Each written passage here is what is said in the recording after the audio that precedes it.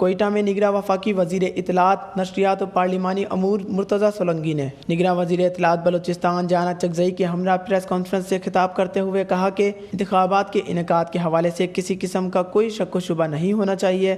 نگراں حکومت آزادانہ، غیر جانبدارانہ اور شفاف انتخابات کرانے کے لیے پرعزم ہے۔ 8 فروری 2024 کو پورے ملک میں انتخابات ہوں گے۔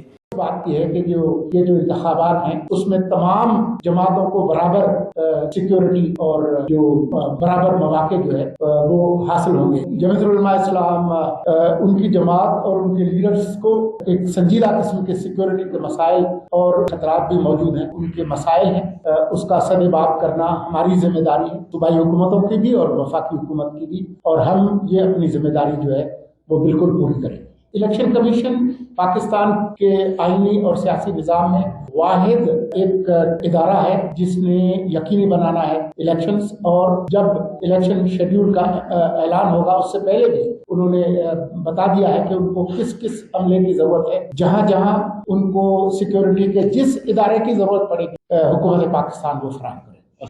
آج بھی اگر آپ کی نظر پڑی ہے خبروں پر تو آپ کے علم میں ہوگا کہ آج پاکستان اسٹاک ایکسچینج جو TSX 100 انڈیکس 66,000 کی جو فگر ہے اس کو عبور کر کے اوپر گیا ہے۔ آج بھی ڈالر کچھ پیسے سستا ہوا ہے۔ آج ہی کی بلومبرگ کی خبر ہے کہ 11 جنوری کو پاکستان ایجنڈا پر ہے، اور اس حوالے سے ہمیں خوشی ہے کہ ملک جو ہے وہ ایک معاشی استحکام کی طرف جا رہا ہے۔ ان کا مزید کہنا تھا کہ PTV کوئٹہ سینٹر کے دورے میں PTV بولان کی ٹیریسٹریل براڈ کاسٹنگ کے حوالے سے گفتگو ہوئی۔ PTV بولان کی نشریات کو اینٹینا کے ذریعے ممکن بنانے کی ہر کوشش کریں گے۔ نگراں حکومت کے اختیارات اور مدت محدود ہے۔ کوئٹہ پریس کلب اور بلوچستان کے صحافیوں کی فلاح بہبود کے لیے بھی جو ممکن ہوگا اقدامات اٹھائے جائیں گے۔ Wash news, Quetta.